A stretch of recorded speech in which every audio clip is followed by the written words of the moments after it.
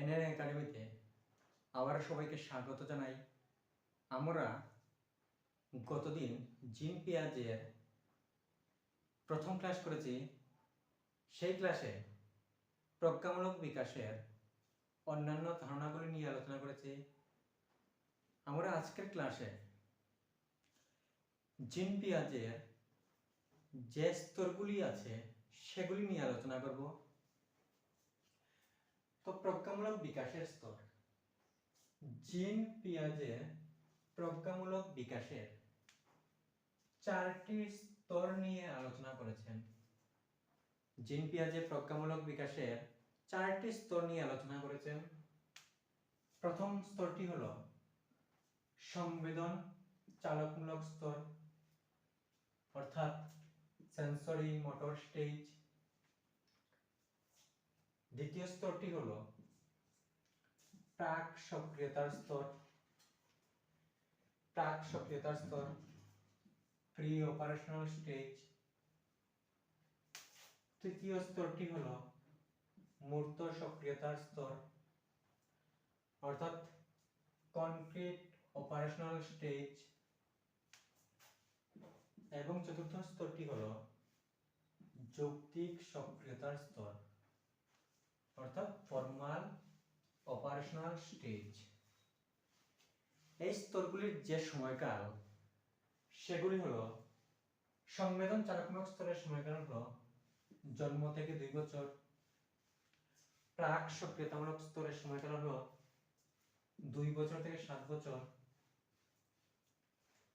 এবং মূর্ত সক্রিয়তার স্তরের সময়কাল হলো 7 থেকে 11 বছর।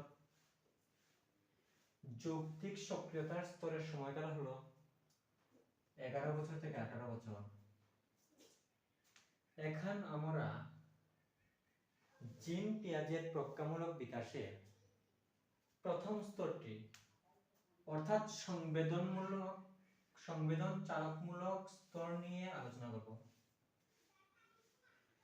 জন্ম থেকে প্রায় 2 বছর সময়কালকে বলা হয় সংবেদন চালকমূলক স্তর। এই স্তরে শিশু ইন্দ্রিয়ের যেমন চোখ, কান, নাক, ত্বক, জিহ্বা ইত্যাদি এবং শারীরিক নাড়াচাড়ার মাধ্যমে পরিবেশ সম্পর্কে জ্ঞান অর্জন করে। তাই এই সময়কালকে সংবেদন চালকমূলক স্তর বলা হয়।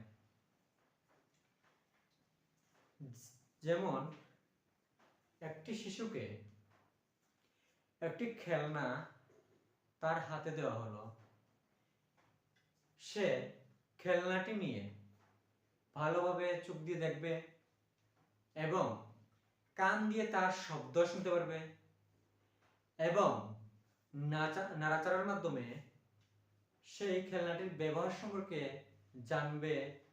অর্থাৎ এই সময়ে সে তার পঞ্চ ইন্দ্রিয়ের সাহায্যে, যেমন চোখ, কান, নাক ইত্যাদি দিয়ে যে জ্ঞান অর্জন করে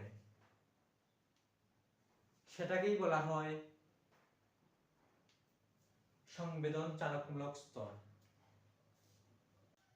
এই স্তরের প্রধান বৈশিষ্ট্যগুলি হলো আত্মকেন্দ্রিকতা। শিশু নিজের জগতে বাস করে নিজেকে নিয়েই ব্যস্ত থাকে, অন্য মানুষের দৃষ্টিভঙ্গি বুঝতে পারে না এবং মনে করে যে অন্যরাও তারই মতো দেখে, ভাবে ও অনুভব করে। অর্থাৎ এই বয়সে, অর্থাৎ জন্ম থেকে 2 বছরের মধ্যে শিশুদের মধ্যে তেমন জ্ঞানবোধ হয় না, জ্ঞানবোধ জন্মে না। তো তারা সবসময় নিজেকে নিয়েই ব্যস্ত থাকে এবং নিজেকে নিয়ে ব্যস্ত থাকে এবং অন্য মানুষের দৃষ্টিভঙ্গি বুঝতে পারে না। যেমন একটি শিশু চোখ বন্ধ করে ভাবে, আমি তো দেখতে পাচ্ছি না, তাই অন্যরাও আমাকে দেখতে পাচ্ছে না। আরেকটি বৈশিষ্ট্য হলো বস্তুর স্থায়িত্ব। একটি শিশু যখন বুঝতে শেখে যে কোনো বস্তু চোখের সামনে দেখা যাচ্ছে না, তবুও বস্তুটি বাস্তবে এখনো আছে, তাকে বস্তুর স্থায়িত্ব বলে। যেমন শিশুটি বল দেখতে পাচ্ছে, সে জানে বলটি আছে, কিন্তু যখন একটি শিশুকে একটি খেলনা দেওয়া হলো, তখন তার চোখের সামনে যত সময় থাকবে তত সময় সে বুঝবে যে এই খেলনাটি আছে, কিন্তু যখন খেলনাটি তার চোখের সামনে থেকে সরানো হবে তখন সে বুঝবে যে খেলনাটি আর নেই, অর্থাৎ তার স্থায়িত্ব নেই।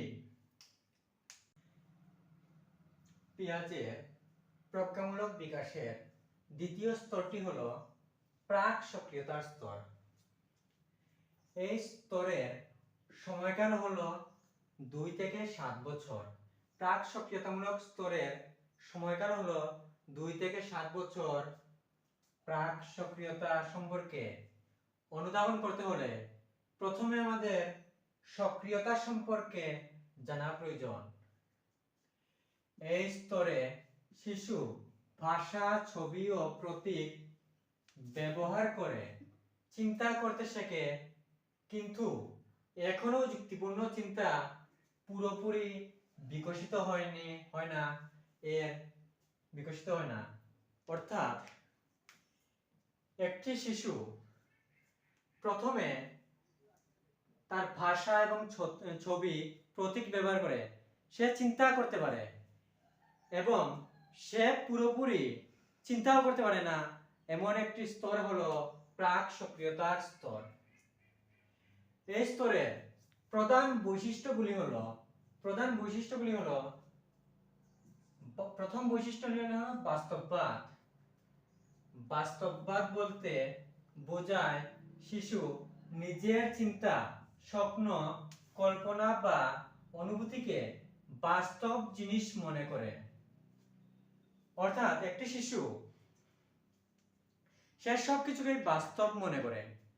যেমন সে রাতে ঘুমিয়ে ঘুমিয়ে একটি ভূত স্বপ্নে দেখলো, সকালে সে উঠে কল্পনা করে যে সত্যিই কি তার ঘরে ভূত এসেছিল নাকি। এটাই হলো বাস্তববাদ। এবং দ্বিতীয় বৈশিষ্ট্যটি হলো সর্বপ্রাণবাদ। শিশু যখন জড়বস্তু বা প্রাণহীন জিনিসকে জীবিত বলে মনে করে এবং তাদের মানুষের মতো অনুভূতি কাজ আছে বলে মনে করে, অর্থাৎ একটি শিশু সে সব জিনিসকেই সে জীবিত বলে মনে করে। অর্থাৎ সে একটি রাস্তা দিয়ে হেঁটে যাচ্ছে এবং উপর দিয়ে চাঁদ দেখছে, যখন সে হাঁটছে তখন সে মনে মনে ভাবছে চাঁদও মনে হয় তার সাথে চলাফেরা করছে। এটাই হলো সর্বপ্রাণবাদ। প্রাক সক্রিয়তা স্তরের তৃতীয় বৈশিষ্ট্যটি হলো কৃত্রিমতাবাদ। শিশুরা মনে করে সবকিছুই মানুষের সৃষ্টি, একেই কৃত্রিমতাবাদ বলে। যেমন চাঁদ মানুষ বানিয়েছে।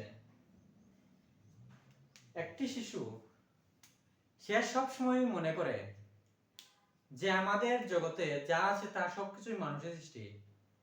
যেমন চাঁদও মানুষ বানিয়েছে, সূর্যও মানুষ বানিয়েছে, সবকিছু মানুষেরই সৃষ্টি। কিন্তু তার বয়স যখন 7 বছর, তখন সে বুঝতে পারে এগুলি উৎসের ক্ষেত্রে অর্থাৎ তৈরির ক্ষেত্রে মানুষের কোনো ভূমিকা নেই। এবং চতুর্থ বৈশিষ্ট্যটি হলো অযুক্তিপূর্ণ বিচার। শিশু যখন একটি নির্দিষ্ট ঘটনা থেকে আরেকটি নির্দিষ্ট ঘটনার মধ্যে ভুলভাবে কারণ তৈরি করে, যেমন সকালে বৃষ্টি হলো, তখন শিশুটি মনে করে যে সে বিদ্যালয়ে যেতে চায়নি, তাই মনে হয় সকালে বৃষ্টি হয়েছে। এই যে ভুলভাব তৈরি করে, সেটি হলো অযুক্তিপূর্ণ বিচার। আজকে পেঁয়াজের প্রজ্ঞামূলক বিকাশের দুটি স্তর নিয়ে আলোচনা করছি। আমরা আগামী দিনে আরো দুটি স্তর নিয়ে আলোচনা করব। আজকে এতটুকুই। ধন্যবাদ।